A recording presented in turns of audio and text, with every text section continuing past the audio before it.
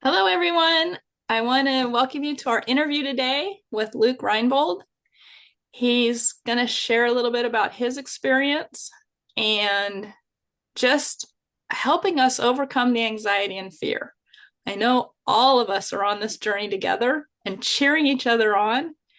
And now we can cheer Luke on too on his journey. So, welcome, Luke. Well, thank you for having me. I appreciate the invitation. So, why don't you tell us a little bit about where it started for you? Okay, so it's a little over a year ago. I guess I'll give you a little bit of a not the whole timeline, but a little bit of backstory.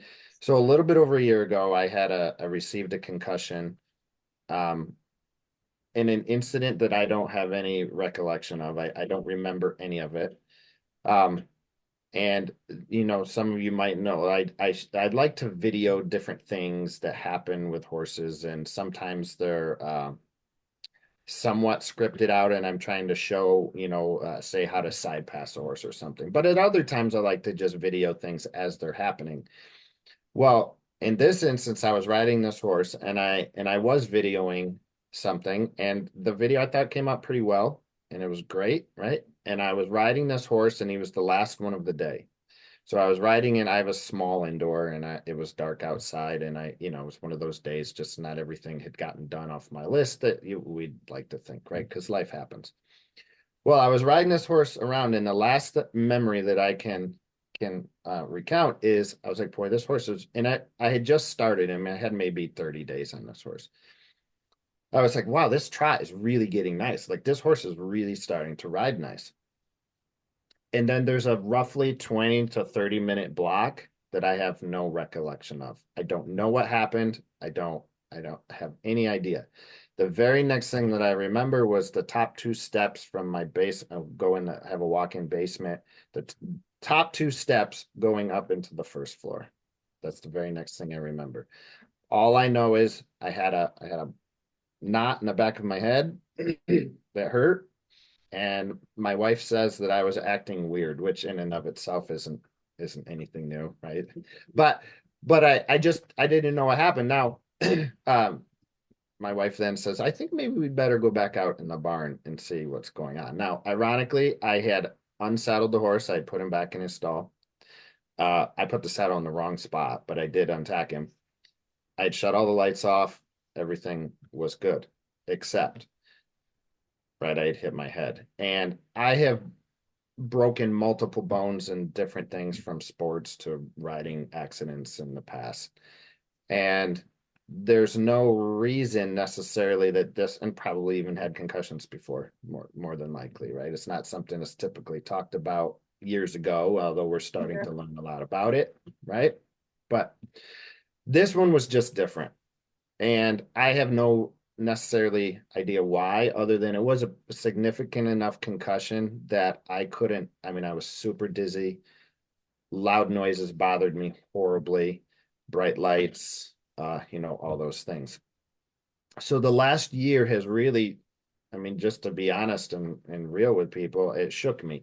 I couldn't ride a horse. I tried getting on a horse, a day or two later, and just the act of trying to swing my leg up on the horse made me feel like I was gonna fall off or puke. And I mean, it was all of it was just, I mean, it was real. My head was literally spinning.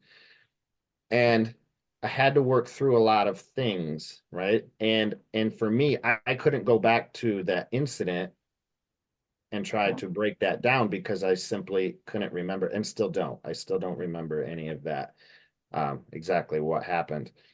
But I make my living on horses, right? And I couldn't just not ride a horse. And that's something that for me is not, it's just plain not an option to not ride simply because that's the one thing that brings me peace in life, right? As that probably resonates with a lot of people.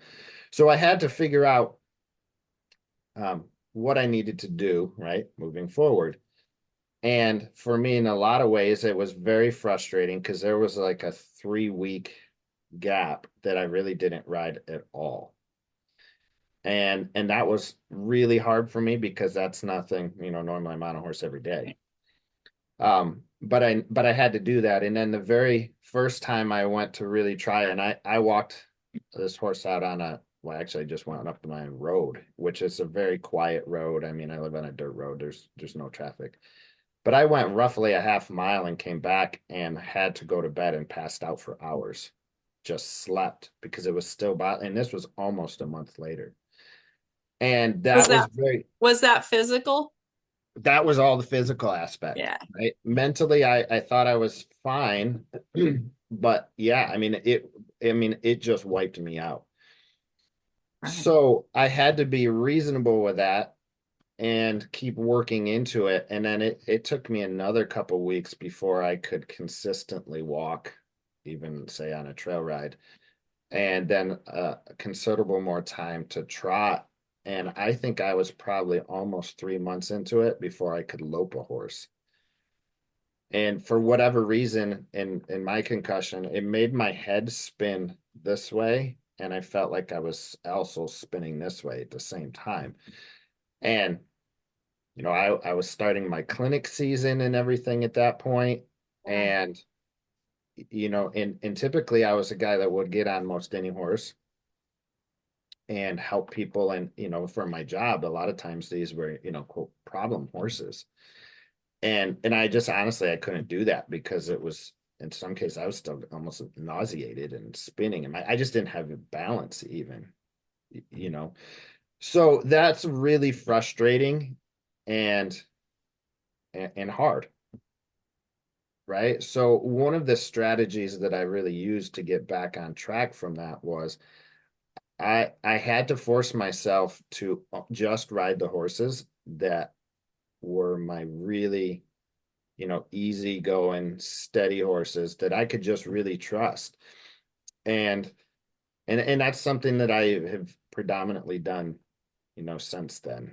So that was a really big and important aspect for moving forward. And I would say I probably because as I have wrote about, um, I may never be the same. Honestly, I don't know that I still don't feel my balance is what it used to be.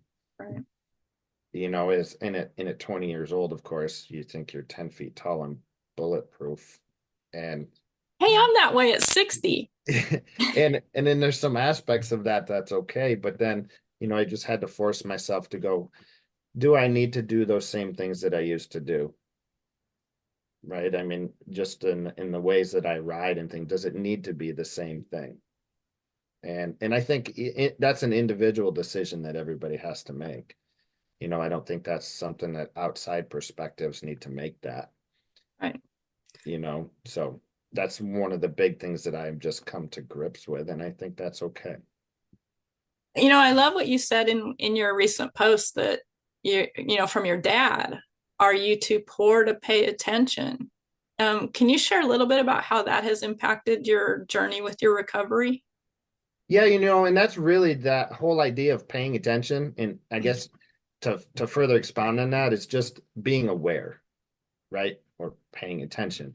That's really what has, I think, has gotten me to the point where I am in horsemanship, which really is just cracking the surface of, what is out there, and what horses can provide. But really, it's just paying attention to the horse in general, which is a topic that you really could go on for days about, right? And probably longer. But being aware of where the horse is, and I say this when I do clinics all the time.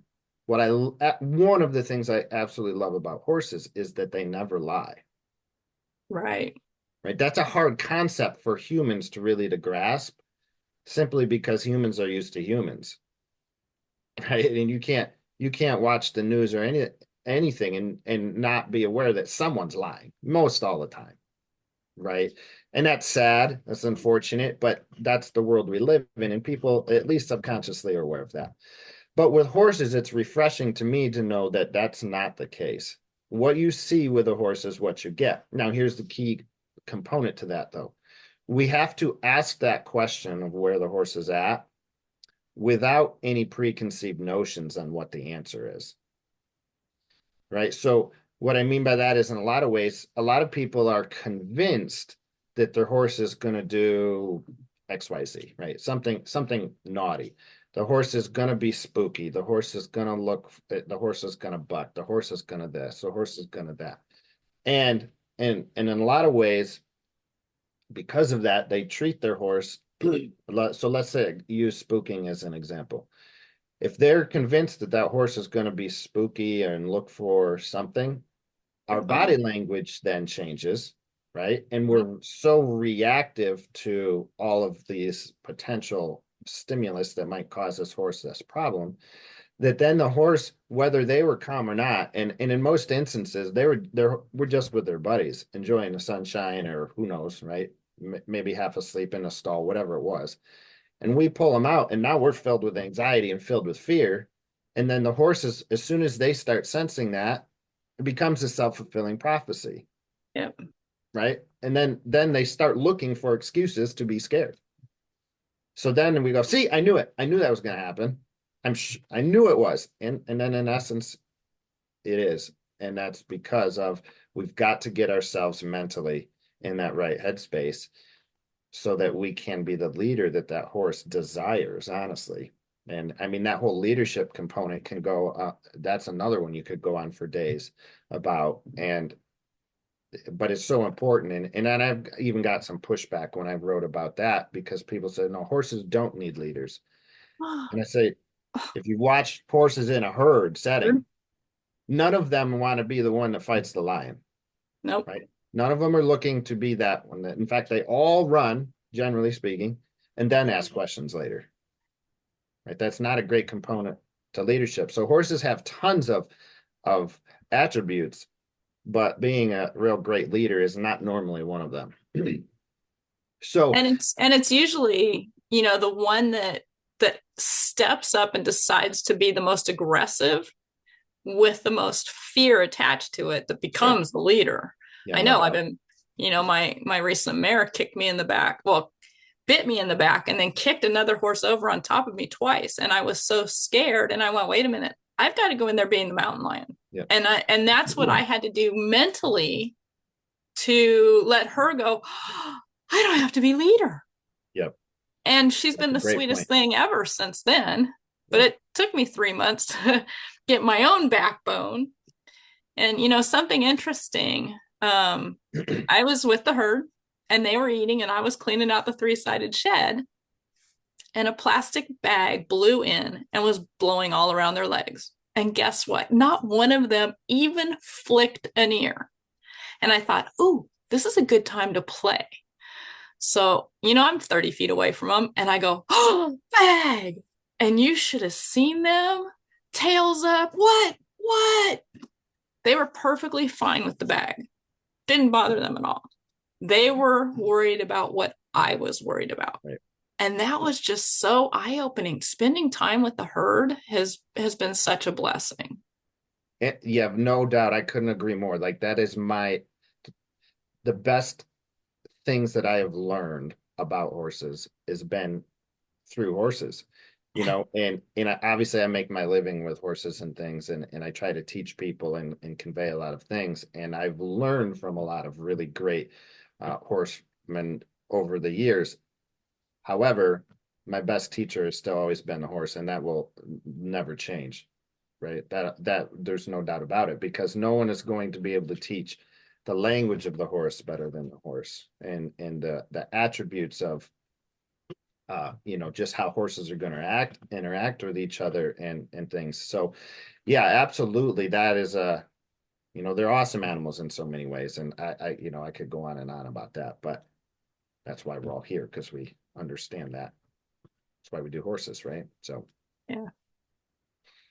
What advice would you have to offer someone who's recovering from a traumatic event? Um, just just the first steps and what has helped you the most continuing on. I mean, I understand that you do it for a living, and if you get in a car accident, we still have to drive, so we get over the fear. And with riding, it's a choice, but it's the same, car accidents, it's other people, it's out of our control usually. With Sure, horses, that's the same. So sure. just what advice would you like to offer? A couple things. One is first off, and this is what the simplest to me, and that is control the things you can control. Yeah. Okay, so for instance, in a lot of ways, that's probably going to refer to tack or something. Okay, uh, if you're wondering, oh, my saddle's going to slide, well, tighten your cinch, right? Make sure that you have those things honestly and truthfully answered, right? If you're like, well, I don't know if this is if it's saddle fit, if it's the well, control those things, right? Fix those things that might be preoccupying your mind. Take those off your list.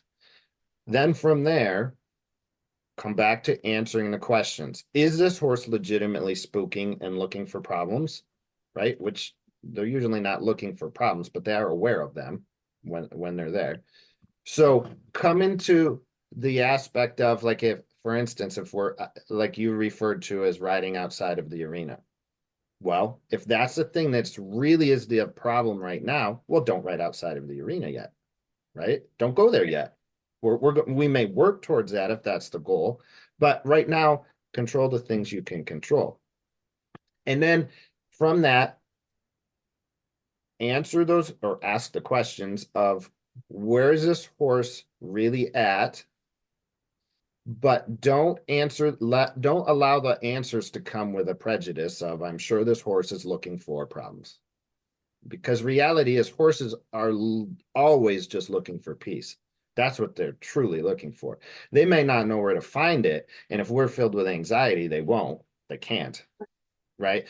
So if we can control the things we can control, take that off our list, right? Then come back to the horse that you can really trust. Now they're living, breathing animals with a different brain, right? So that's in some ways it's still a horse, understood. But then come back to the things you can. This is going to be key. Do the things well that you can do. I call that my baseline. Okay. And I talk about that a lot of times in clinics. Come back to your baseline. So, in other words, if the horse really does anything, if you and the horse do anything really well, do that thing, build up that courage a little bit and say, hey, yeah, we're back to this spot.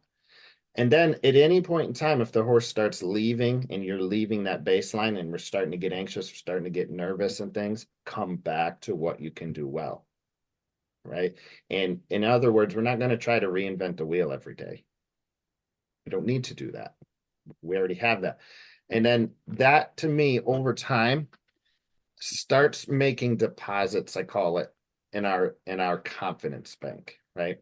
Because I think of it in financial terms, we're either making a deposit into that account or we're making a withdrawal. And so many times, if let's say we're not controlling things like tightening up our cinch, well, you're making withdrawals now from that Yeah. confidence bank, right? And the money's it's going one way or the other. It's either going in or it's going out. So to me, just keep doing the little things. But that's really, it's like the same as with saving money. We don't need to save millions at a time. That's not And realistic, right? It's that $1, $5, whatever. It's that overall that discipline of saving and saving and saving is how you create that account to grow. one of the main philosophies in the group, and I have an ebook written on it, is courage pennies. And Mm, and I'm working on an app so that people can just have a simple way to put in courage pennies and take out courage pennies and really get a good visual of exactly what you're saying, because it's so important that it's pennies. It's not going for yeah, the $1,000,000. right. It's just putting in. And the interesting thing is when you start looking at everyday life outside the horses and looking at just the little things you're doing courageous, you didn't feel like going for a walk, you got up and went for a walk. Put in some courage pennies. Right. And the more you do, the more you fill up with that courage. There's Yeah. no room for fear inside of you anymore. It Right. squishes out all that anxiety. Sure. Oh, yeah. So, so good what you've said. Well, it's really, to me the saying is success breeds confidence. right? But the problem with this is the only way to have successes, and in that term success is going to be defined differently by everybody, and that's okay, right? But the only way we're going to have success is by trying things, right? And pushing that comfort zone a little bit. We don't have to push that comfort zone till it, we blow it out of the water, but just push it a little bit and expand that just a little. Well, when you do that, inevitably, if we keep at it long enough, we're going to have some success. So that will make us a little bit more confident, right? Making another deposit in that confidence bank.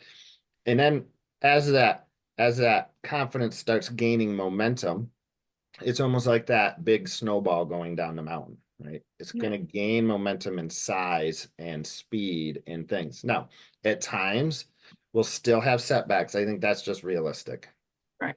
right? We have to be realistic with what this looks like. But once we do that, we're going to go, okay, I knew at some point on the journey that was probably going to happen, right? It did. Okay, now moving back forward. We've already done this before. We've already faced this challenge and we've overcome it. We can do this again. And I think in so many ways it's just like, marathons aren't won with a big leap. They're run with one step and then another step and another step and until you start accumulating lots of steps. And I think that is where I certainly am in my journey with this. I would, realistically say I haven't finished that marathon. Yeah. Right? I'm still stepping. That's still the case. And maybe that will always be the case. But at the same time, to me, it's worth it. I'm not, and again, there's no rationality to it because to me, to some people, they think that the way I ride and what I do ride, the way I ride is foolish, right? So, like you see in the background there, that is my wife and I, obviously, but the horse is Liberty. She is one of my all-time favorite mares, and I ride that horse out on a trail ride, bridleless, and I've caught a lot of flack on that, which is, I won't get into all of that. Well, it's But beautiful. I watched your video. Oh, so, so it's so beautiful. much fun, right? And I'd saddle up that horse at any point in time and just take her out on a ride, bridleless, and like she sat for a couple months here because she is pregnant. But I have no worries about letting that horse sit for months and then just getting on and riding her out like that. No worries at all. That doesn't concern me or anything. Some people go, well, that doesn't make sense. That's foolish. I know. And there's no rational way to necessarily looking at it. I'm just saying, one, I really trust this horse. And two, the things that might bother you aren't the things that bother me, and vice versa. Right. Well, if you look at, how we treat our horses, if our horses are afraid of the horse trailer, we don't just go shove them in. Right. We're going to take a step towards the horse trailer and back them off and take another step. And we're going to have grace with the horse Sure. learning about the horse trailer, and having that same thought process with ourselves is so hard Right. but so rewarding. And it's a lot like playing video games. You get better and better, but then you lose life and you go back to the beginning. Yeah. And you get better at the beginning things each time you go back, and you can go through them a little faster. Sure. And yet we don't have that grace for ourselves in so many ways, especially writers that haven't gone through fear. You really don't think about getting better at the little things every day. Sure. I think that's a great analogy with that as far as, starting over. And realistically, I have a 10-year-old daughter and I have a couple sons too, who are teenagers, and there's no fear there, right? And I'll tell people all the time, listen, if you just start riding and you haven't dealt with this, if you continue to ride, you will. Yeah. You will. And I don't say that to scare anybody, right? It's a conscious choice whether we get on a horse. And when you really think about it, there's not a lot, even this whole idea of right, natural horsemanship and all that other stuff is just a term that I think has kind of gotten watered down and confused and whatever. But I say all that to say there's really nothing natural about strapping a dead cow on a horse's back and riding, right? There isn't a lot. And some would say, well, just ride bareback. I understand. It's still the same concept. You just have less to hang on to now, right? So the reality is, though, horses are such awesome creatures, and I am 100% convinced if horses experience leadership enough and they know they can find peace when we're around, they gladly will accept and look forward to those times where, yeah, it might be work for them physically, right? It might cause them to sweat or whatever, but they're good. They're down for it. Yeah. They're good. So you're kind of got off on a little bit of a rabbit trail there, but really that's so true of just keep at it, right? Just do those things, but don't let sometimes I hear this to the ladies in the group, a husband or things, and sometimes puts a lot of pressure on that, right? And they're like, well, there's no and guys just think differently typically. And that's okay, right? But I see a lot of people put so much, to your point, undue pressure and things on themselves. That's not helpful, No. right? And it's not going to help get it done. It's just simply it really humans make everything too complicated, right? We make everything more complicated than it needs to be. And with horses, horses are simple creatures. And so many times I think the lesson from that should be just keep it simple, right? Come back to the things that you can do well. Don't overanalyze the why behind it because that's just the way it goes. And I honestly don't know why there hasn't been more studies on the human brain uh and the transition, especially as it relates to horses and caution, maybe even we could call it fear. But it's and I because I've noticed this after speaking to, probably thousands of people, especially ladies, because that's 85+% of the horse world. There's something that happens, and a lot of people will say this to me. Well, when I was in my teens or 20s, whatever, none of this bothered me. I didn't even think about falling off or wrecks or whatever. And two big factors are the big changes to that, especially as it relates to women. And I feel I can comment on that because I've talked to so many. But two big ones are just plain age. As you get, there's something about transitioning from late 20s, early 30s. It really starts changing it. And then a really big one is if there were children. If someone had children and now they're a mother, it changes everything. And to me, it even did as a father some, because I remember all the stupid and foolish things I did as a young man. And holding my son for our firstborn, still remember having him in my arms, and I went, whoa, it is time for me to grow up. Right. And it changed everything in my mind, the Yeah. way I looked at all things. So those two big things just plain change us. Age and a lot of times it's children. And I think that's okay. And just understand, folks, that more than likely what I just said resonated with some people. And I've heard it so many times. Just go, it's okay. It's good. Definitely. And, being going through the hypnotherapy certification, I learned a lot. And one of the things that really came to my mind as I was going through that training is that in simple terms, I look at our brain as a filing cabinet system. Yeah, sure. And you've got the big red filing cabinet in the middle that your brain goes, ooh, that could be dangerous. I'll stick it in there. Oh, that could be dangerous. I can stick it in there. And eventually, that filing cabinet, the red one in the middle, is overflowing with files. And the outside, beautiful filing cabinets are all half empty. And we don't take the time to go through that red filing cabinet and go, oh, that wasn't really true. Let's Right. pull that out and put it back where it belongs. Oh, Sure. that wasn't really true. Let's clean out that filing cabinet, put the stuff back where it belongs.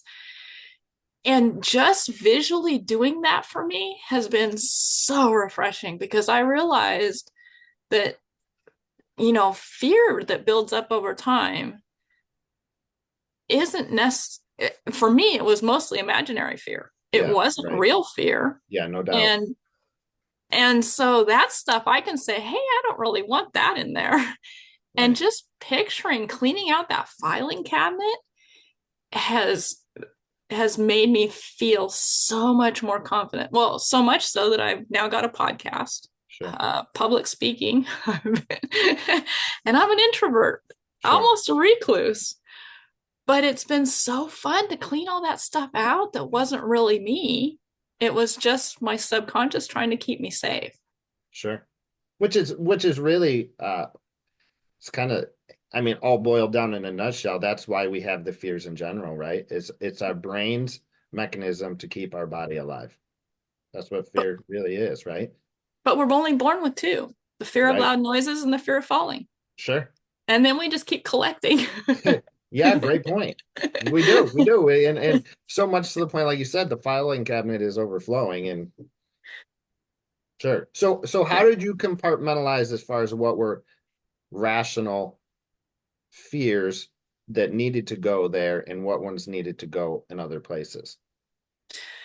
Uh, a lot of times it was like the fear of black widows. That's a real fear. So I'm like, okay.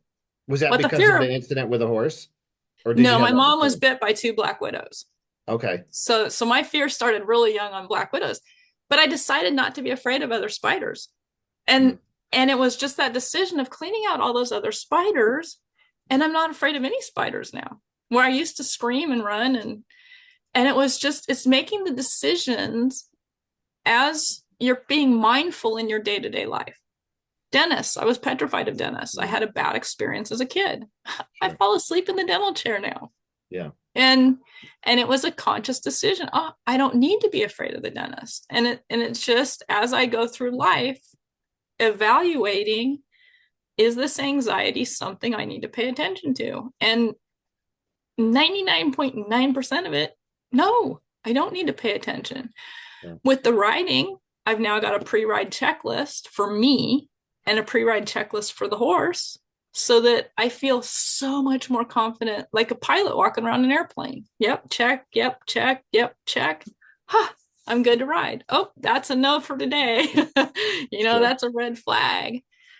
Yeah, so just really thinking about as you go through your life, stuff that starts to trigger anxiety, and is it real, and pulling it out and picturing it going back to where it belongs has really been very beneficial.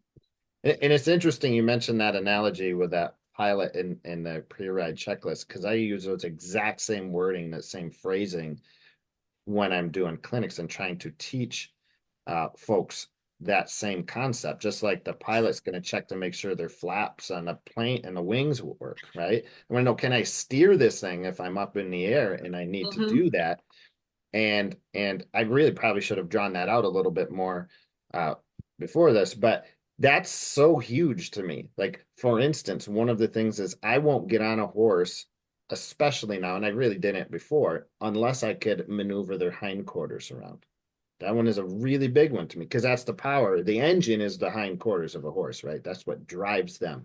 That's what drives them into the scary, the trifecta that's so scary is bucking, bolting, rearing, right? Those three things are going to cause the biggest wrecks, and those are going to cause most of the bad situations, right?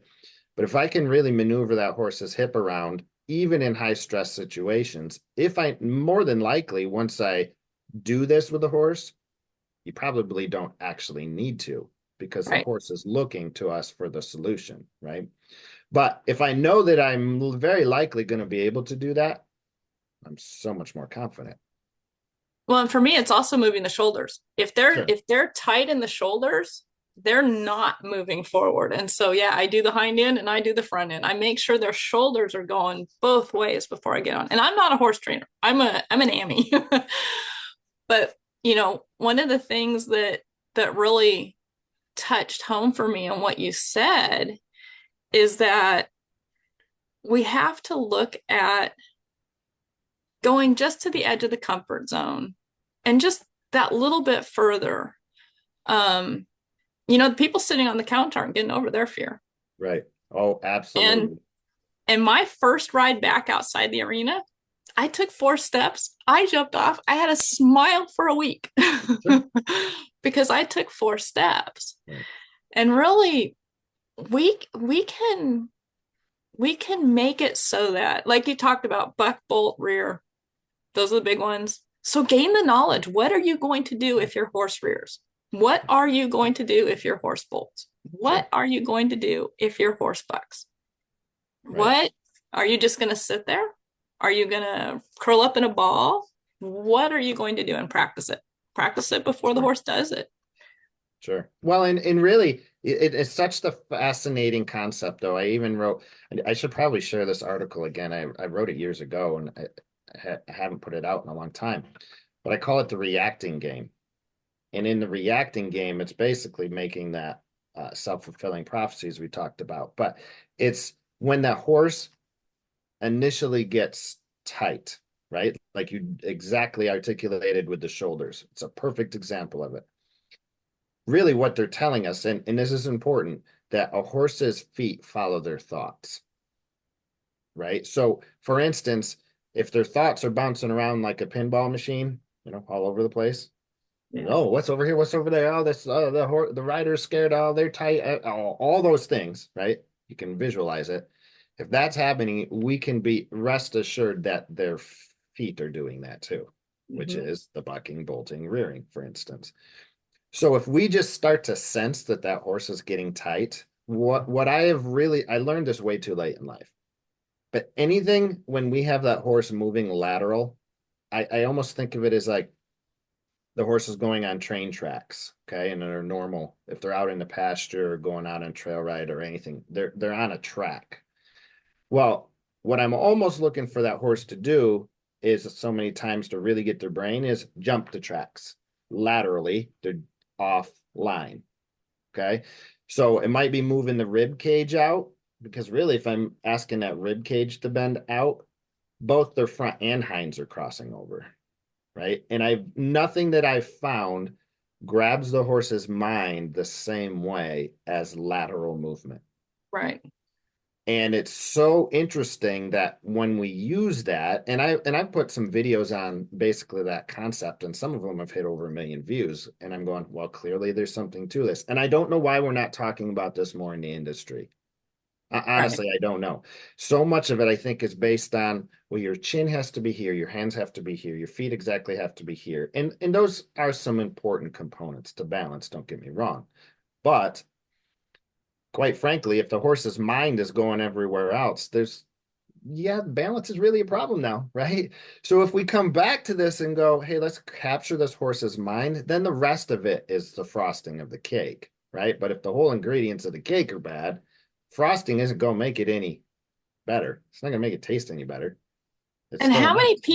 how many people go get on their horse at the mounting block or mounting from the ground with with the horse's mind already everywhere else? Oh gosh, I yeah. can't believe how many people say I have to have somebody hold my horse to get on, and I'm like, Yep, no, do not yep, get on a horse yep. that is not quietly standing there. You're I mean, asking for problems, right? my friend was killed. She Yep, had a horse that wouldn't stand at the mounting block, and she just kept at it, kept at it, kept at it, and never fixed yep, just being quiet. She never fixed the mind. yep. Yeah, I couldn't agree more. I see this all over. People are having all kinds of wrecks and things just at the mounting block. Honestly, some of the biggest anxieties and fears that I've worked with folks is exactly that thing at the mounting block. And that's, really that's just a sign of things to come. If, like you said, if the start is bad, we can't anticipate that the rest is going to be much better And because it's one of the easiest things to sure, overcome. sure. It's not hard. It might take time, but it's Well, not and hard. And the horses appreciate it. sure, because we're helping them find peace, right? So many cases, those horses are dancing at the mounting block because they know that the super anxious and wound up rider is about to get on. And now they might, like I said earlier, they might have just been in the pasture with their buddies. And Yeah. now they know we're going to bring all of our people garbage, right, into that ride. But the mental aspect is so huge because we know, right, we've got things to do. We've got this to do, that to do. Today was a horrible day at work. I've got family problems. Like I got to go get my kids picked up from school, whatever. All these things that are realities of life, those are not horse problems. No. These are people problems, right? And so many times, although we don't necessarily want to bring them into the horse's world, we do. We do it any right. So that mental aspect is huge. Now don't get me wrong, horses have brought me through some really dark times. Death of family members, when I was in law enforcement, horses were my sounding board. And obviously they're amazing listeners, right? We all know that. And they helped me through some of those really stressful times. But really, we've got to do the best we can to not unload our issues. Then when we don't put them, like you said, in the filing cabinet, if we don't put them in the right spot, we're Right. going to bring that garbage into the horse's world, and they should not be the ones carrying that load. Right. Well, I so appreciate the time that you've taken with us, and I'd love to have you share a little bit about your upcoming Confidence Through Horsemanship clinic and your goals for that long term, if you don't mind. Sure. So we are going to be videoing our by far most popular clinic, which is our confidence through horsemanship. And we've been doing that name and things for a few years. But really what it is in that it's talking about, in essence, the things that we're talking about today. And that is you will have confidence when we are connecting and communicating with a horse in the ways that the horses understand and being the leader that horse needs. That to me is really the only way that we can feel fully confident. So we are videoing this for the purpose of being able to share the steps and things that I like to put in play. And it was interesting because since my concussion, I've had to rely on this a whole lot more, but it was always the same things. That's what I was doing before. And now I just have to really even more fall back on it and remember that how important that really is. So we are videoing that for the purpose of being able to reach a larger audience. Really, that'll be, we can only go so many places throughout the country, and soon we're going international on that in some different countries, in person. But this will allow us to do this, and reach folks that just maybe we couldn't reach in person. So it's still our preference to be able to talk to people and, have that dialogue and Yeah. be able to encourage people. That is one of my favorite things in life is just to encourage. But we'll still be able to reach them. So we are videoing that here at the beginning of March, and then of course we'll have to get that all put together. But that will be coming out soon, so you'll be able to find that more information on our website, lukereinbold.com. Also on our Facebook page, which is Luke Reinbold Horsemanship LLC, where we try to share some fun stuff and videos and articles and things there as well. So that is coming. We will be coming up to some of the larger venues. We'll be at the Equine Affair in Ohio presenting a few different things. So we hope to see people there. For the folks in the Northeast, we are going to be up in Massachusetts for the Equine Affair up there. So we hope to see you there as well. And our full clinic schedule will be coming out really soon on our website as well. So hopefully we can find more folks in there. So Yeah, and I'll put the link to your Facebook and your website in the description of this. And then when the information comes out about the clinics, I'll also put that in. great. I Appreciate it. so appreciate this. Like I said, we're kind of a support cheerleading group helping each other get through our own anxieties and fears. And this was Sure. very beneficial. I really appreciate it. Good. Well, I appreciate you having me on and allowing me to share my story. So thank you. Well, you have a beautiful rest of your day. You as well. Thank you, ma'am. Thank you. Bye.